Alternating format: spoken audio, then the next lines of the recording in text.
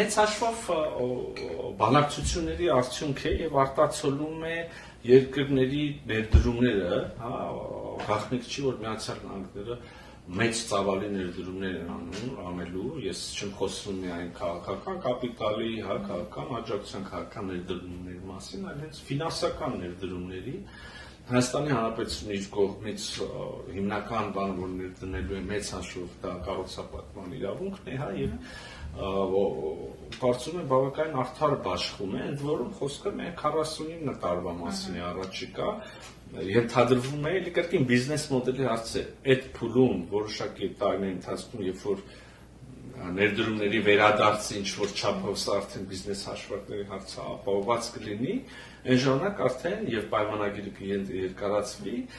եւս 50 տարով, գիտեք, արդեն քիչ առաջ ասեցի, այդ ժամանակ բաժնեմասերի համամասնությունը, հարաբերակցությունը փոխվելու է եւ համարյա հավասար ենք դառնալու։